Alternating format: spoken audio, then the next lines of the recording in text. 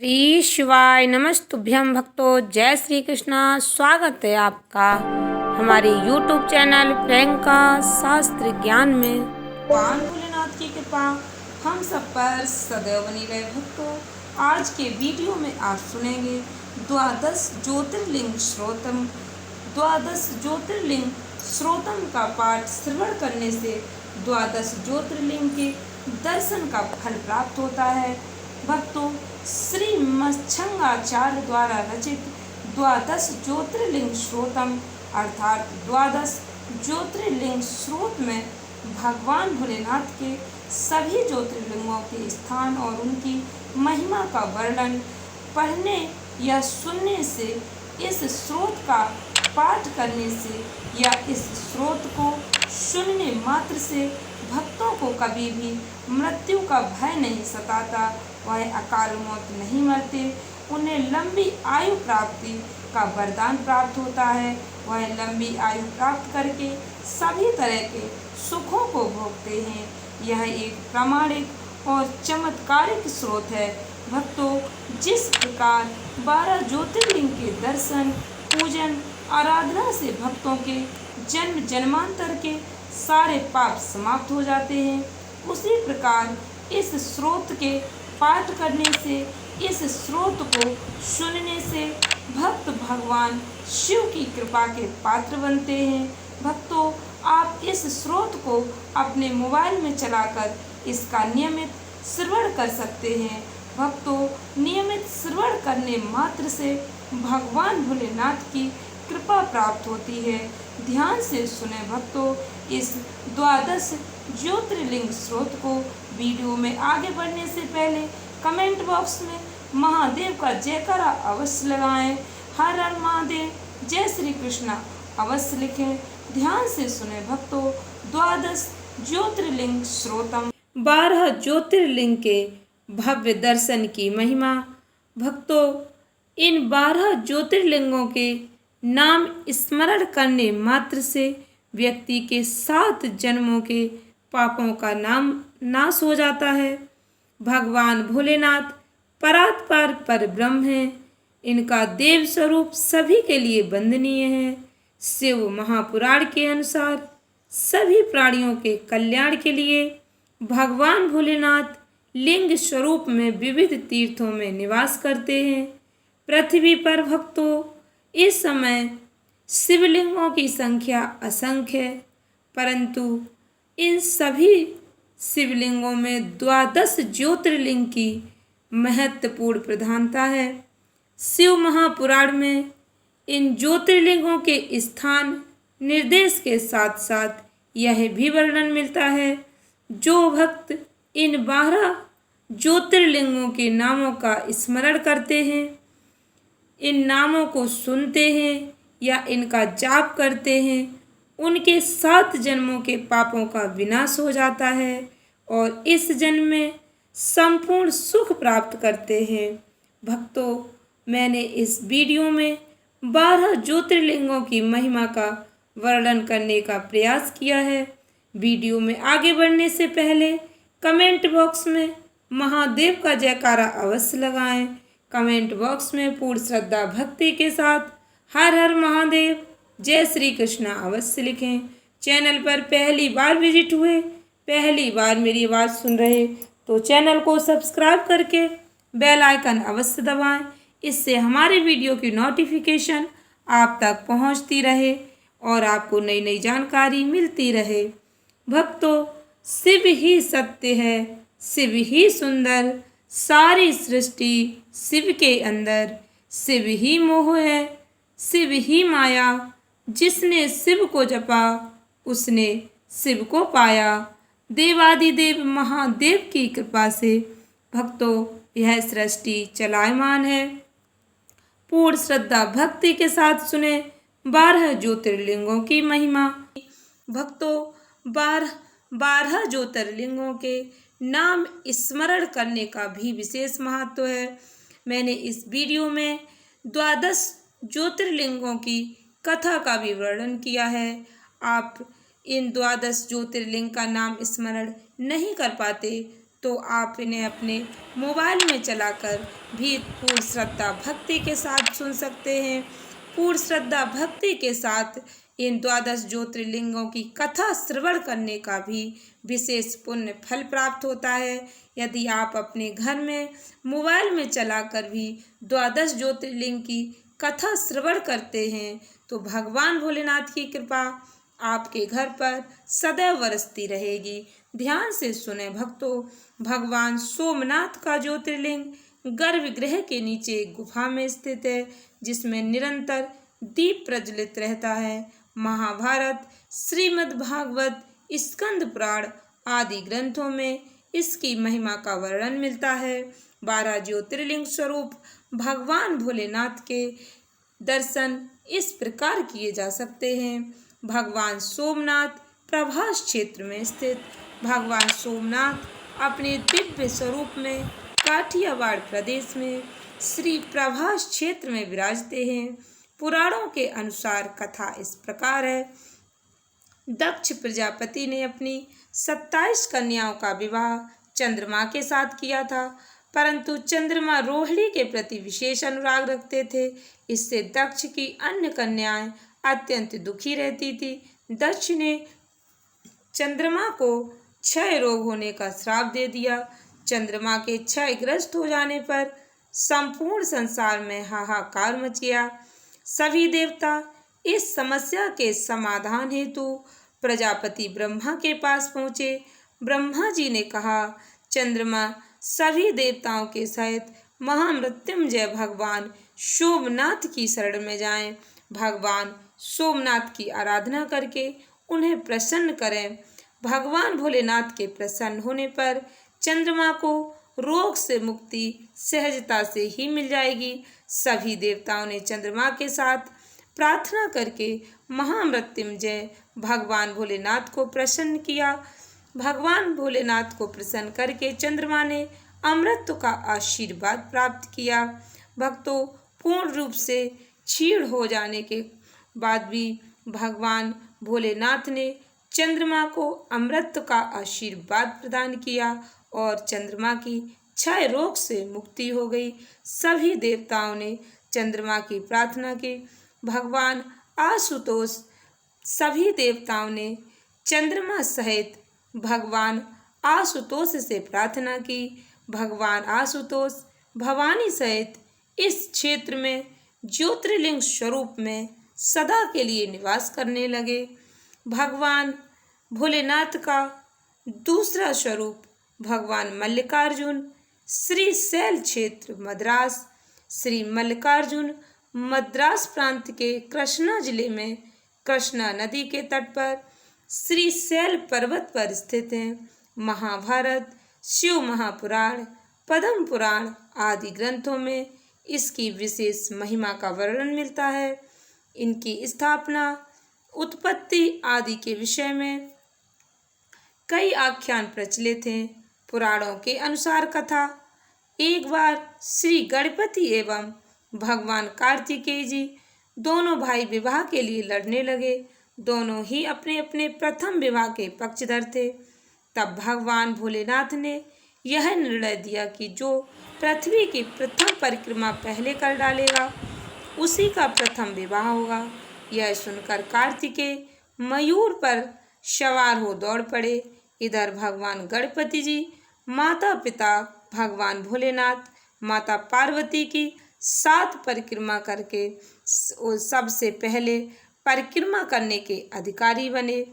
गणेश जी का विवाह सिद्धि और बुद्धि नाम की प्रजापति कन्याओं के साथ हुआ। जब कार्तिकेय जी पृथ्वी की प्रदक्षिणा कर लौटे तो उन्हें संपूर्ण वृत्तांत ज्ञात हुआ। वे अत्यंत क्रोधित होकर क्रौंच पर्वत पर चले गए। शिव जी माता पार्वती ने उनको कई बार बुलाया पर वे नहीं आए। अंत में भगवान भोलेनाथ माता पार्वती उन्हें मनाने के लिए क्रौंच पर्वत पहुँचे, पर उनके आने की सूचना मिलने पर कार्तिकेय जी वहाँ से भी चले गए। इधर भगवान भोलेनाथ मल्लिकार्जुन रूप में उसी क्रौंच पर्वत पर स्थित हो गए। यहाँ दर्शन मात्र से ही सारी कामनाएं भक्तों की पूर्ण होती हैं। भक्तों, भगवान भोलेनाथ का तीसरा स्वरूप श्री महाकालेश्वर, उज्जैन क्षेत्र, अवंतिकापुरी। श्री महाकालेश्वर ज्योतिर्लिंग मालवा प्रदेश में शिप्रा नदी के तट पर उज्जैन नामक नगरी में है। इस महाकालेश्वर लिंग की स्थापना भक्तों, इसकी पुराणों के अनुसार प्रचलित कथा इस प्रकार है। एक बार उज्जैनी नगरी में राजा चंद्रसेन के द्वारा की जा रही शिवजी की आराधना को देखकर श्रीधर नामक एक 5 वर्षीय गोप बालक बड़ा उत्कंठित हुआ। वह एक सामान्य पत्थर को घर में स्थापित कर उसकी शिव रूप में उपासना करने लगा। परिवारजनों के द्वारा संतरास दिए जाने पर बालक श्रीधर अत्यंत भावुक होकर भगवान शंकर जी की उपासना में लीन हो गया। उसकी पूजा एवं भक्ति से प्रसन्न होकर भगवान शिव जी स्वयं एक दिव्य ज्योतिर्लिंग रूप में प्रकट हो गए। ऐसा कहा जाता है कि संसार के कल्याण के लिए भगवान भोलेनाथ की वह दिव्य ज्योतिर्लिंग आज भी वहाँ विराजित है और भक्तों के सभी कष्ट दूर करते हैं।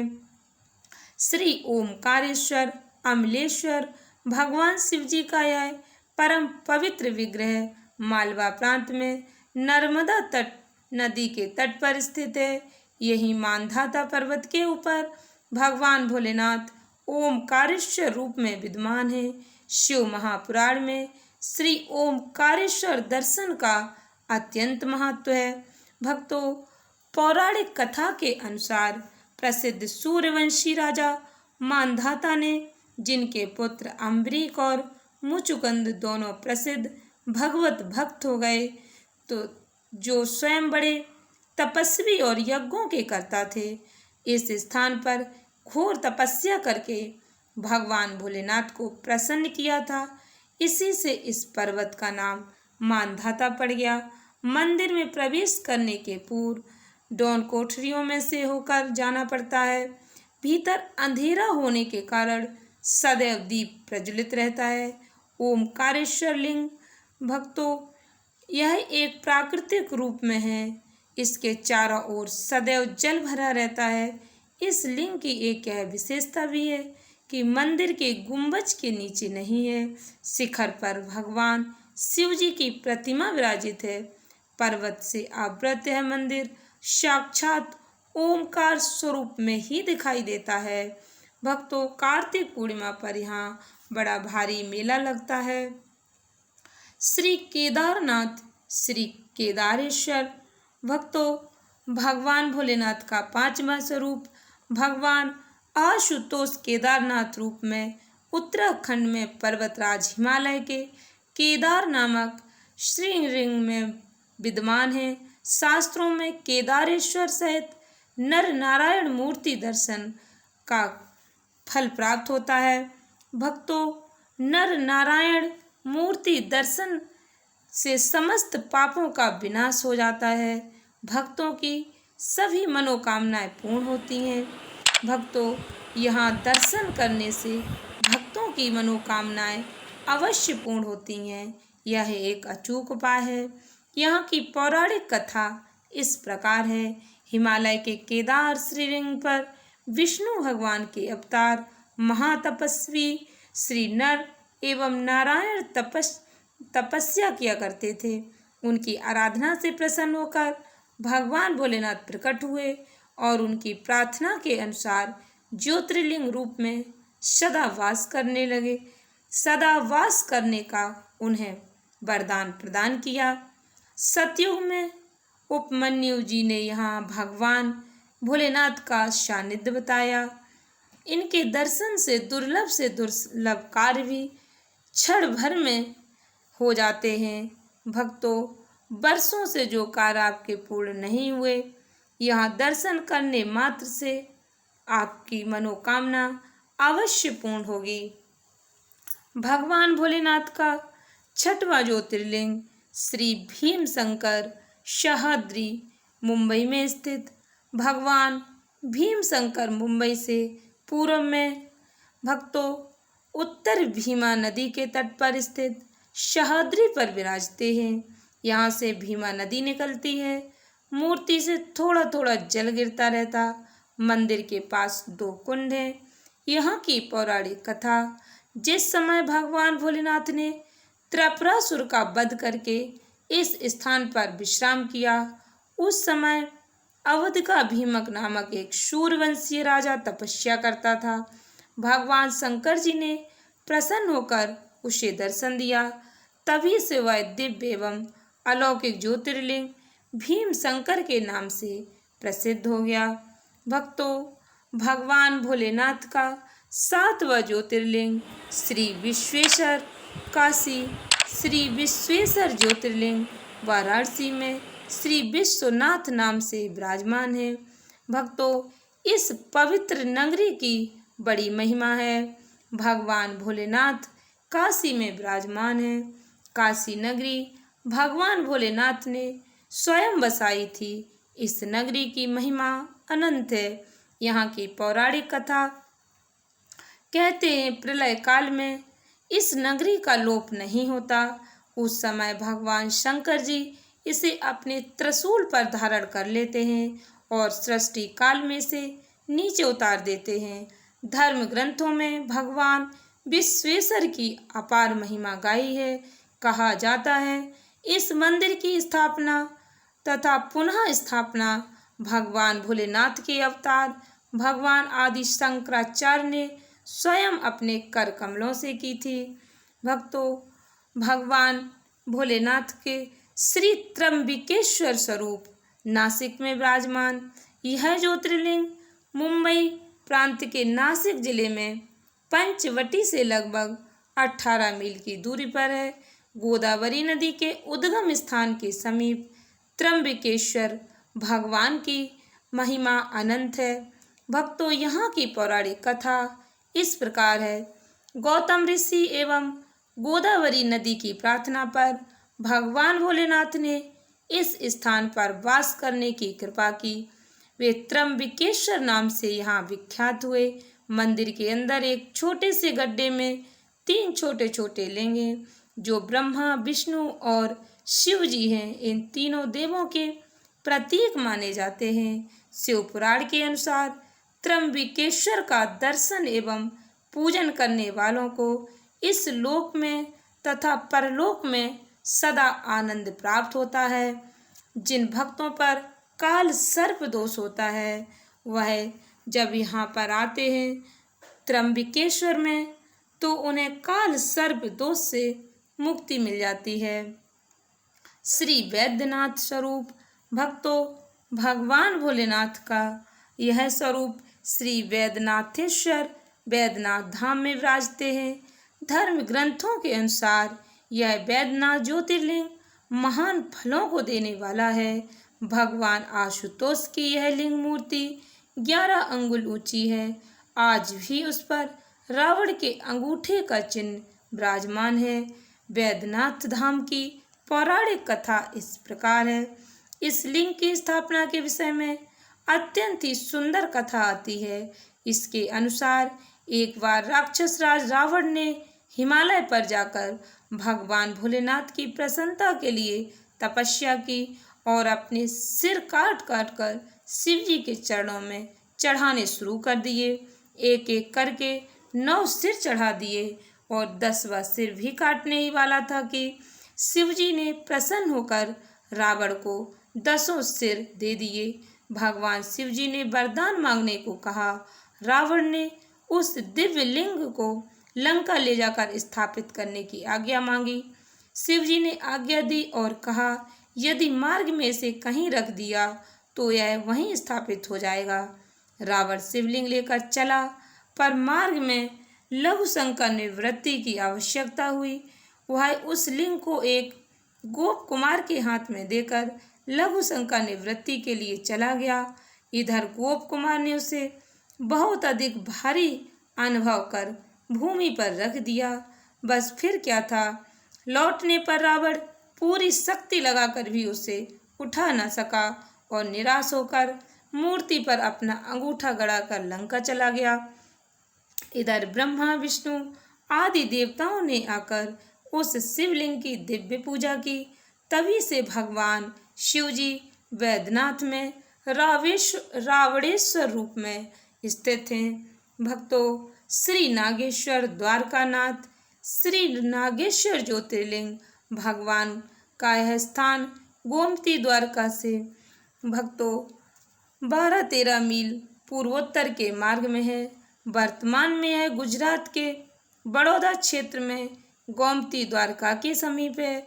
शिव महापुराण में कहा गया कि जो आदर पूर्वक इसकी उत्पत्ति और महात्म को सुनेगा वह समस्त पापों से मुक्त होकर समस्त ऐहिक सुखों को भोगता हुआ अंत में परम पद को प्राप्त करेगा। भक्तों, श्री नागेश्वर की महिमा का वर्णन जो भक्त पूर्ण श्रद्धा भक्ति के साथ श्रवण करते हैं वह समस्त पापों से मुक्त होकर इस लोक के सुख भोग कर अंत में परम पद को प्राप्त करते हैं। यहाँ की पौराणिक कथा इस प्रकार है। एक सुप्रिय नामक वैश्य था जो बड़ा सदाचारी धर्मात्मा एवं भगवान भोलेनाथ का अनन्य भक्त था। एक बार जब वह नौका पर सवार होकर कहीं जा रहा था, अकस्मात दारुक नामक एक राक्षस ने आकर उस नौका पर आक्रमण कर दिया। वह नाव में बैठे सभी यात्रियों को अपनी पुरी ले गया। उसने सबको कारागार में बंद कर दिया, पर सुप्रिया की शिव अर्चना वहाँ भी बंद नहीं हुई। वह तन्मय होकर शिव आराधना करता और अन्य साथियों में भी शिव भक्ति जागृत करता रहा। संयोग इसकी सूचना दारू के कानों तक पहुंची और वह उस स्थान पर आधमका सुप्रिया को ध्यान में देखकर, अरे वैसे तू आंख बंद करके कौन सा षड्यंत्र रच रहा। पर सुप्रिया पर कोई असर नहीं हुआ तो उसने सैनिकों को हत्या करने का आदेश दिया, परंतु सुप्रिया विचलित नहीं हुआ। वह भगवान शिव जी का ध्यान करने लगा। भगवान शिव जी ने ज्योतिर्लिंग रूप में दर्शन देकर अपना शस्त्र दिया। उसने उस राक्षस का वध किया और शिवलोक में परम स्थान प्राप्त किया। भगवान भोलेनाथ के आदेश अनुसार उस ज्योतिर्लिंग का नाम नागेश पड़ा। भक्तों, इस ज्योतिर्लिंग के दर्शन का महत्व अलौकिक है। भक्तों, श्री रामेश्वरम सेतुबंध भगवान भोलेनाथ का यह 11वां ज्योतिर्लिंग रामेश्वरम तमिलनाडु के रामनाथ जनपद में स्थित है। यहाँ समुद्र के किनारे भगवान श्री रामेश्वरम का विशाल मंदिर है। मर्यादा पुरुषोत्तम भगवान श्री राम के कर कमलों से इसकी स्थापना हुई। भक्तों, यहाँ की पौराणिक कथा इस प्रकार है।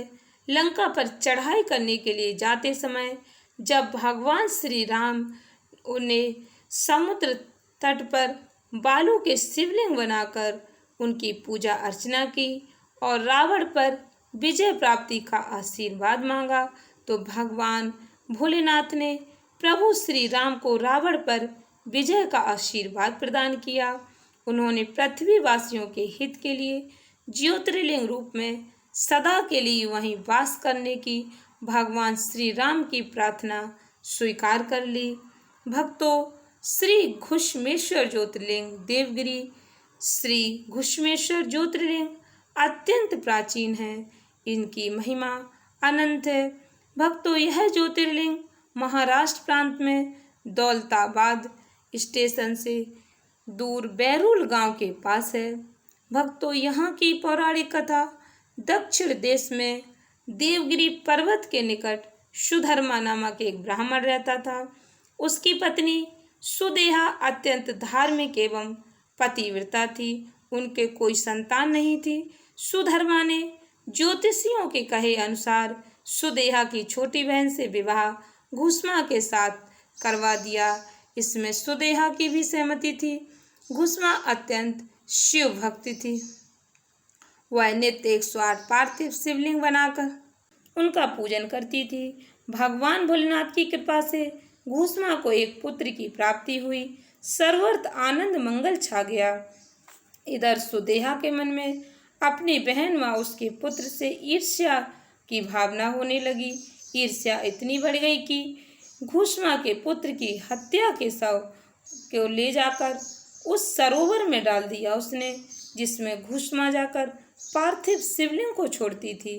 जब प्रातःकाल घुष्मा पार्थिव पूजा समाप्त कर शिवलिंग के विसर्जन के लिए उस सरोवर में गई तो भगवान भोलेनाथ की कृपा से उसका पुत्र जीवित होकर सरोवर से निकल आया। पर घुसमा पूजा में ही लगी रही। उसको उसके पुत्र के जीवित लौटने की ना तो खुशी हुई और ना ही दुख।